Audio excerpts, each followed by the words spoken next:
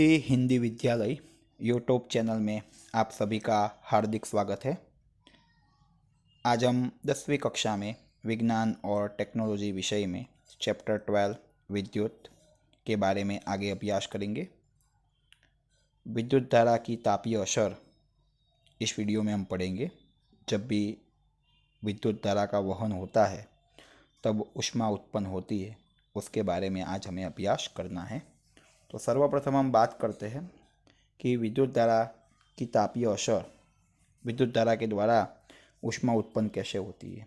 हम सब जानते हैं बच्चों कि विद्युत कोश अथवा बैटरी, जो भी बैटरी होती है या तो विद्युत कोश होता है, बैटरी या तो विद्युत कोश बराबर, या तो हम सेल भी कह सकते हैं। यह बैटरी या तो विद्युत कोश, यह विद्युत ऊर्जा का स्रोत है। मतलब इसमें से हमें विद्युत ऊर्जा प्राप्त होती है। विद्युत कोश अथवा बैटरी ये हमारी विद्युत ऊर्जा का स्रोत है। मतलब यहाँ से हमें विद्युत ऊर्जा प्राप्त होती है। यह विद्युत कोश में ऊर्जा प्राप्त क्यों होगी? विद्युत कोश में ऊर्जा प्राप्त क्यों होगी? क्योंकि विद्युत कोश के अंतर्गत जो भी रासायनिक प्रक्रिया होती है, विद्युत कोश के अंतर्गत जो भी रासायनिक प्रक्रिया होती है, उसके कारण बैटरी या तो कोश के दो सिरों के बीच में विद्युत विभवांतर उत्पन्न होता है। विद्युत कोश में विद्युत ऊर्जा उत्पन्न क्यों होती है? क्योंकि विद्युत कोश हो या बैटरी हो या सेल हो, उसके अंतर्गत कुछ न कुछ रासायनिक प्रक्रिया होगी और रासायनिक प्रक्रिया के कारण उसमें विद्युत विभवांतर उत्पन्न होता है। यह विद्युत विभवांतर के कारण बैटरी के साथ हमने कोई भी साधन जोड़ा है, उपकरण जोड़ा है, प्रतिरोध जोड़ा है, बराबर, तो वो उपकरण या प्रतिरोध में जो भी इलेक्ट्रॉन्स होंगे वो गति में आते हैं, और गति में आते हैं और इलेक्ट्रॉन्स की गति शुरू होती है। इलेक्ट्रॉन्स की गति शुरू होती है मतलब विद्युत धारा का वहन होता है। हमने पहले ही कहा हुआ है कि इलेक्ट्रॉन की गति होती है तब विद्युत धारा का वहन होता है। अर्थात विद्युत विभवांतर के कारण बैटरी के साथ हमने जो भी प्रतिरोध जोड़ा है या प्रतिरोध का तंत्र जोड़ा है, उसमें जो भी इलेक्ट्रॉन होंगे वो गति में आएंगे, और गति में आने के कारण विद्युत धारा का वहन होता रहता है। अभी यह इलेक्ट्रॉन का जो वहन है, वो इलेक्ट्रॉन का जो आगे बढ़ने की परिस्थिति है, उसे चालू रखने के लिए हमें बैटरी में से निरंतर ऊर्जा देनी पड़ती है। हमने कहा कि इलेक्ट्रॉन गति में आते हैं, तो इलेक्ट्रॉन की ये गति को हमें चालू रखना है। तो चालू रखने के लिए हमें क्या करना पड़ेगा बच्चों? इस बैटरी में से हमें निरंतर विद्युत ऊर्जा देनी पड़ेगी। इसके कारण क्या होगा कि बैटरी में से ऊर्जा का कुछ भाग इलेक्ट्रॉन की गति बनाए रखने में काम करता है। बैटरी में से जो भी ऊर्जा निकलेगी उसका कुछ भाग जो इलेक्ट्रॉन की गति बनाए रखने के लिए मदद करता है, और जो बैटरी में से बाकी की ऊर्जा है उसका रूपांतरण ऊष्मा ऊर्जा में होता है। उसका रूपांतरण किस में होता है? ऊष्मा ऊर्जा में, जिसके कारण हमारा विद्युत उपकरण गर्म होता है। मतलब ये रासायनिक प्रक्रिया के कारण विद्युत विभवांतर उत्पन्न होता है। ये रासायनिक प्रक्रिया के कारण विद्युत विभवांतर उत्पन्न होता है, और विद्युत विभवांतर उत्पन्न होने के कारण, यह विद्युत विभवांतर उत्पन्न होने के कारण जो भी बैटरी के साथ कोई भी साधन जोड़ा है, प्रतिरोध जोड़ा है, प्रतिरोध का तंत्र जोड़ा है, उसमें जो इलेक्ट्रॉन होंगे वो इलेक्ट्रॉन की गति शुरू होगी, और इलेक्ट्रॉन की गति शुरू हुई मतलब क्या होगा कि विद्युत धारा बहने लगेगी, और इस इलेक्ट्रॉन की गति को हमें बहने रखने के लिए, इस इलेक्ट्रॉन की गति को चालू रखने के लिए हमें निरंतर बैटरी में से ऊर्जा देनी पड़ेगी। बैटरी में से जो भी ऊर्जा निकलेगी, बैटरी में से जो भी ऊर्जा मुक्त होगी या बैटरी में से जो भी ऊर्जा खर्च होगी, बैटरी की ऊर्जा का जो कुछ भाग होता है उसका वो भाग इलेक्ट्रॉन की गति को बनाए रखने के लिए काम करता है, और बाकी के भाग का ऊष्मा ऊर्जा में रूपांतरण होता है, जिसके कारण हमारे उपकरण का तापमान बढ़ता है। बाकी के भाग का ऊष्मा ऊर्जा में रूपांतरण होता है।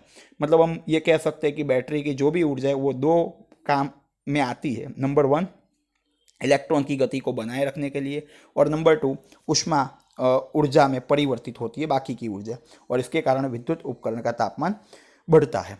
अभी किसे कहते हैं तापीय असर? जो निक्रोम जो तार है निक्रोम मिश्र धातु है निकल और क्रोमियम की।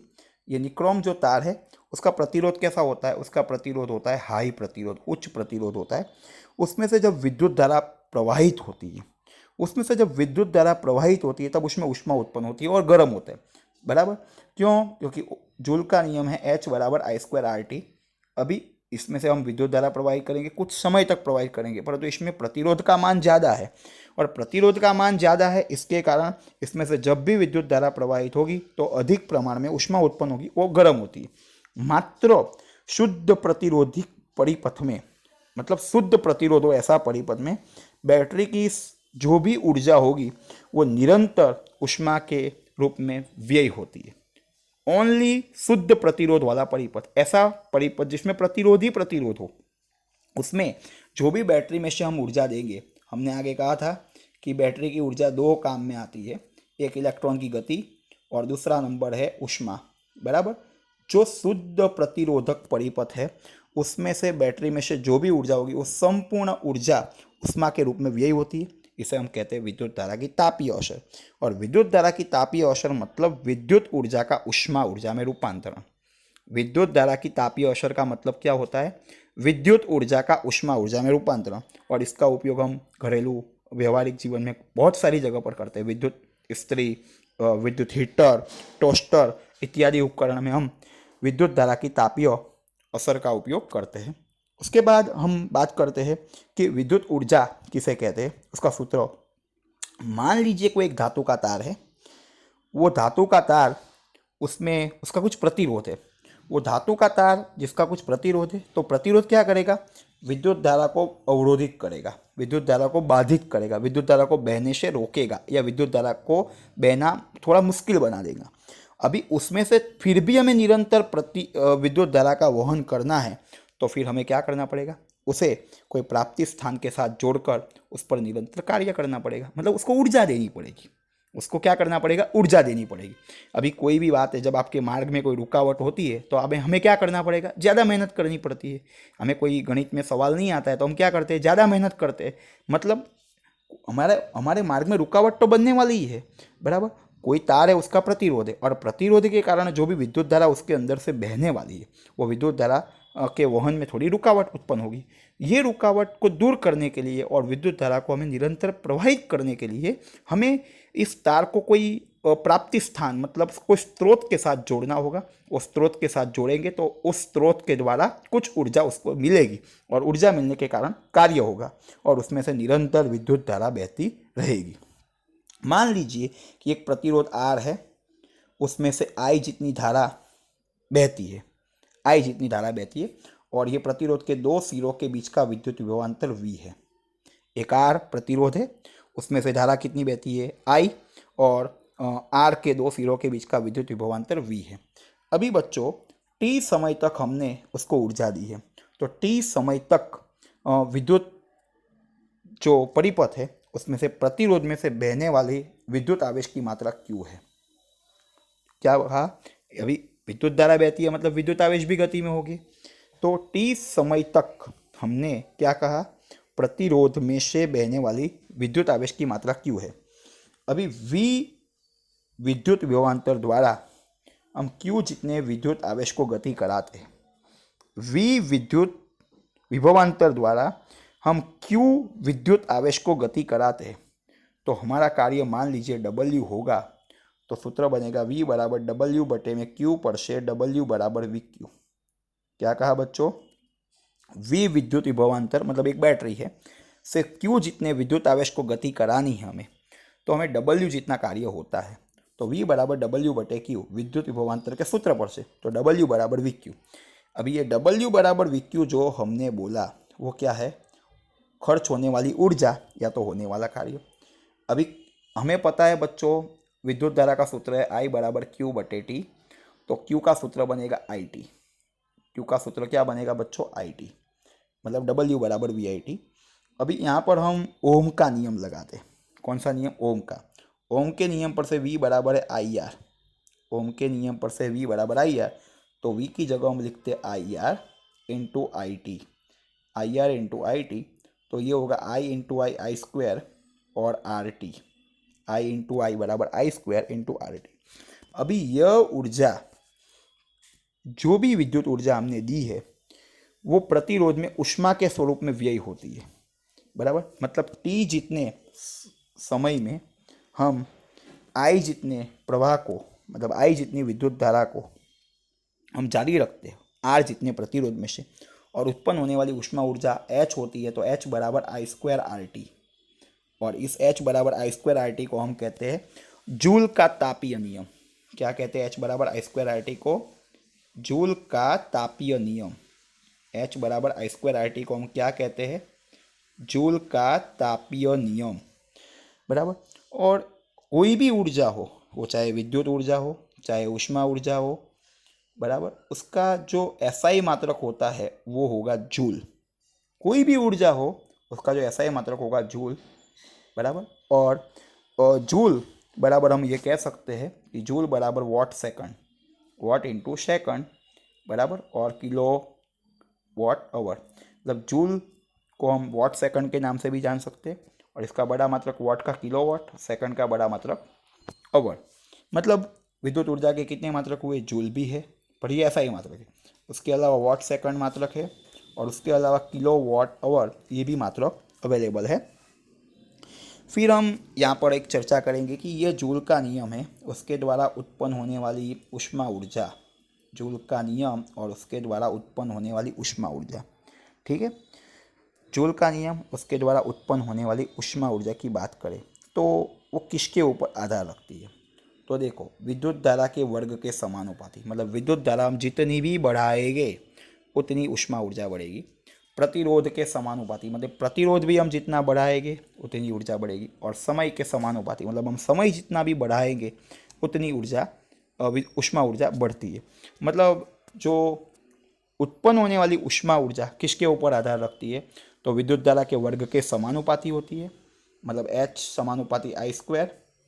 प्रतिरोध के समानुपाती होती है एच समानुपाती आर, और समय के समानुपाती होती है, बराबर।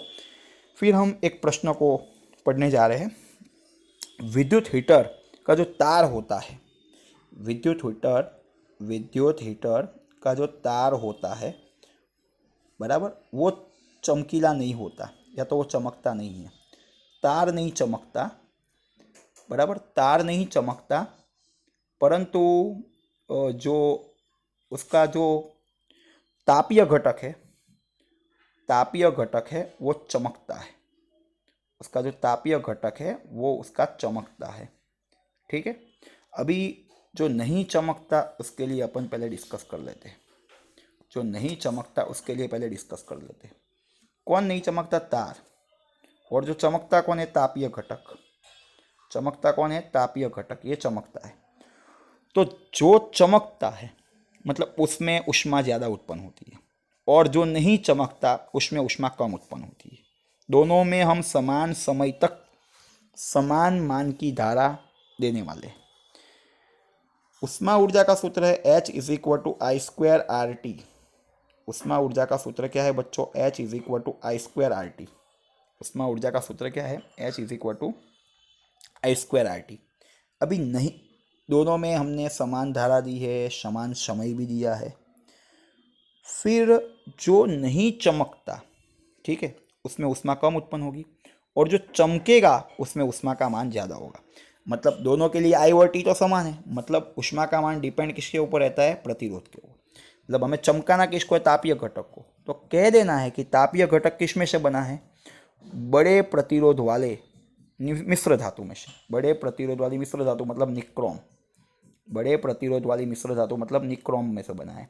और जो नहीं चमकता वो कम प्रतिरोध वाली, जो कम प्रतिरोध वाली धातु है जैसे कि तांबा, उसमें से बना होता है, बराबर। पहला ही मुद्दा कि जो तार होता है वो कम प्रतिरोध वाली धातु तांबे में से बनी है, जबकि उसका तापीय घटक होता है उच्च प्रतिरोध वाली निक्रोम मिश्र धातु में से बनी होती है।